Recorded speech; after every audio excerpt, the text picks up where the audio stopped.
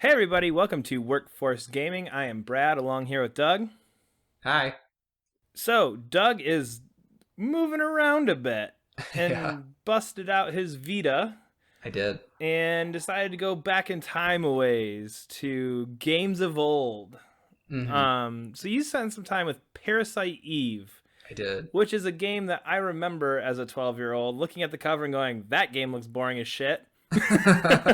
And that is my entire impression of that game is my 12-year-old opinion of the cover looks Cover. boring as shit. Actually, what's really funny is I actually had a really bad impression of this game as a kid. I I I don't even know how I rented it. I think I rented it, and at the time I just didn't understand turn-based combat. Even now, I still am not a huge fan of turn-based combat, and at the time I really didn't understand it as a kid. So when I played it and it was just like, okay, I don't get this. Like, why can't I just attack like when I want to? Like, why do I have to wait for my turn to go? Okay. So I just remember in the back of my head always just never liking this game. And then I had actually bought Parasite Eve 2 as a kid. And that game I loved. I love that game because it's just Resident Evil with Final Fantasy powers. It's actually pretty cool. I'm going to play that one next. That sounds awesome. Yeah, and I really love that game, and I always felt like I just never really gave Parasite Eve a fair shake because it seemed like people didn't really like the second one as much because it's a Resident Evil clone, and people kept saying, "Oh, the first one's good, the first one's good." I was like, "Okay, screw it, it's $2. I might as well dive in and actually see what this is and actually try to go through the entire series." Parasite Eve 1 is a really cool and unique game. I think my initial impression of the game was, "Oh, this is just Resident Evil meets Final Fantasy," but it's more like every single 80s 90s sci-fi action movie meets Final Fantasy. um, it actually borrows a lot. It's set during Christmas, and it borrows a lot from Die Die Hard. Like Hard. a lot from Die Hard. Like there's a lot of like you're going through offices, you're like in you're trying to like sneak into hospitals or something like that.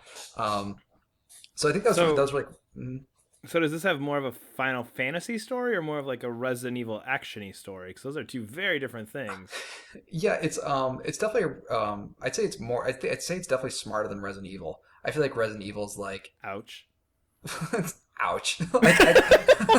Yeah, okay. But there's an evil corporation. No, it's actually it's actually the that's a good place to start is actually the story. Parasite Eve, the PS1 game, is actually a sequel to a book written called Parasite Eve that is set in Japan. And this one is actually set in New York City. It involves like a whole police department with like, God, this is like one of those things like I'm sure some Japanese guy just like really loved Die Hard, but like they just have like angry black police chief is like one of the main characters. Like he just doesn't take shit from anybody. Of course not. So it was like really weird when I started this game because I was just thinking, oh, it's gonna be Resident Evil, but like it's like this kind of weird cop drama because like all the main characters are cops. You got Aya Bree, who has a mysterious past and has some sort of strange connection with the this virus that's going through the city. Of course she does. Yeah, of course. And you got her police chief, and then there's some scientists and stuff like that. But the setup is kind of neat because it's not just a zombie virus. The whole concept of what the disease is that everybody took biology class as a kid, and one of the parts of the cell is the mitochondria. Um, and the whole concept is that the mitochondria is actually a separate entity and has always been a separate entity. And and like all of creation is a result of mitochondria actually. It's not great. Remember when you said this was smarter than Resident Evil? It is smart. I didn't say it wasn't stupid. Them It's damn just not. mitochondria's been screwing us all along. No, but it's like it's really crazy though because the thing that does make it interesting is like anybody can turn to like a monster suddenly. It's like there's no virus that's spreading. It's just like this thing that's inside you, that's inside everybody. Um, and if you can't handle it, then you just burst into flames. So there's just plenty of things like people bursting into flames or bursting into goo. And then the whole thing is centered around this one woman named Eve, and Eve is trying to get pregnant throughout the game to birth the ultimate mitochondria demon. As I say this out loud, it sounds really stupid. Yes, it does. Oh my god. And no joke, one of the Brad, I'm not done. As I explained this, so how do you think a giant monster woman goes about getting impregnated? Why, of course, breaking into a sperm bank, which is a major, major plot point, is trying to break into it. Like, one of the main levels is breaking into a sperm bank that she is trying to break into. Maybe this game isn't as smart as I thought it was. Describing it, I would not say these are like the most in-depth story points. No, and like one of the main enemies is a giant goo monster from Ghostbusters 2.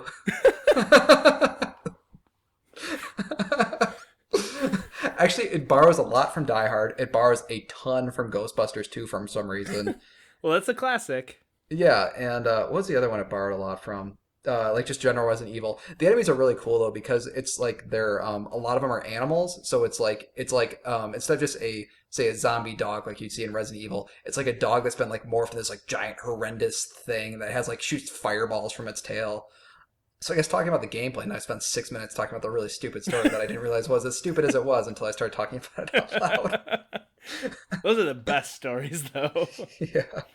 Um, the gameplay is actually really cool. It's not just traditional turn-based where in Final Fantasy you kind of sit in a line and like I shoot, you shoot, I shoot, you shoot. What it is, you have like an active time bar that kind of goes up, so like you can so you have to wait for your turn to so you can actually shoot or something, but you can run around the field the entire time. And if you're good enough, which this is like one of the things I really hate about turn-based RPGs is that no matter how good you are, you're going to get hit. Yeah. But in Parasite Eve, like you can dodge every enemy attack. Oh, that's kind of a neat thing. Yeah, so it's kind of cool too because like when you actually okay, let's say I'm running around the field, when I shoot my gun, it like she sits there and stands and goes like shoots fires 3 or 4 or 5 or 7 bullets depending on what it is, and it takes a long time for her to actually go through her animation of shooting. So sometimes I would wait till instead of just like okay immediately shooting as soon as I could, like I'd wait till an enemy attacked because I knew their cooldown would start, so that I could shoot them during their cooldown, so they couldn't attack me during it. And it's actually really cool that sort of balance of like being able to run around because you have to actually learn the enemy you have to like learn the enemy attacks, which I really appreciated. And all the enemies are really varied, like and they're mostly animals. There's some really cool ones near the end that I don't want to spoil because I think people really should play this game. It's a ton of fun. And then the Final Fantasy aspect is she has these things called like parasite powers. Her weird connection with Eve is that she doesn't burst into flames when she's around Eve. But she gets power from her mitochondria. Her mitochondria is strong. It is. She's been working that out. Yeah, and it's kind of cool though. All of her abilities are health or like benefits to you. They don't actually any like. There's like only maybe 1 or 2 of like the 10 attacks you get that actually like Wait, what? hurt them. Wait, so like you just are constantly buffing yourself and not attacking somebody? Okay. Yeah, like your gun is the only way to attack. Okay, so you're shooting like a normal like shooter, but you get buffs essentially. Mm-hmm. Okay. Yeah, and it's kind of cool because it kind of works like story wise as well. But it was kind of interesting because your only way to attack is shooting your weapon, and actually it's really cool because you have your own level up system, but your weapons can also level up. And one of the things I did not realize in the game is like so you'll get like constantly pick up items like add +1 attack to your weapon. So what happens if you pick up a new weapon? Like oh well. This old weapon has all these stats, but what you can do is like you can just transfer your old stats onto your new weapon. So what would happen was like by the end I had a weapon with like +50, +40, +10 on top of whatever its base stats are. Oh yeah. Because you just keep putting all of your stuff on the same weapon, and as soon as you get a new weapon, you just transfer all the points over that one, transfer the points. And it's really broken by the game. So essentially a very early crafting system that you can break easily. Yeah, exactly. And when you break it, it's like honestly, like the second half of the game, it's just like blowing through. It's actually a lot of fun. But I feel like sometimes that is like way better than playing the way it's intended to. It's just like, okay, I am the awesome kick-ass person they tell me I am because I'm just mowing this shit down instead of like, there's another thing I gotta watch out for. Yeah, and and it actually is kind of cool too because this is the game that like Final Fantasy had a big issue with this, like in the battles in game or like in a different universe sort of thing. Yeah. But like everything is in universe, so like there's no like separate screen. Like when you're walking down a hall, like enemies will appear, but you're still in that hall. Oh, okay. So like the story sequences kind of can go in the gameplay and things like that. Yeah, no, it's really cool. And it's short. Thankfully, it's 9 hours. Like I'm at the final boss and I'm at 9 hours. That's the perfect length of a video game. Yeah, it's just a really fun short game that I think more people need to actually get their hands on and play. Really just a ton of fun. I think a lot of people looked over because it was during the time of Final Fantasy 8 and 9, which looked gorgeous. And it was just like a Square game. They're like, they're just trying to rip off Resident Evil, but it's not just that. They try to rip off a lot of other things as well. Ripping off everything, no holds Yeah. bar. Yeah, I'm very curious to see how this game sold because I feel like this is one of those games that everybody's heard of, but not many Mhm. people have actually played. So I'd be really curious to see what the actual amount of people who played this back in the late 90s or early 2000s or whenever it came out, Mhm. versus just people like me who are like, it's a Square game, but it's got a weird cover and I don't really know what this is all about, so forget that. Mhm. Yeah, no, it's super cool. It's kind of a franchise that I'm gonna try to go through the whole series. I think there's 3 games. I've heard the third one's terrible though, but I really like the second one, so I'm excited to play the second one now, having played the first. Isn't the third one's on a PSP, isn't it? If I Hmm. remember correctly. Yeah, And it's terrible. I do remember that part as well. Mhm.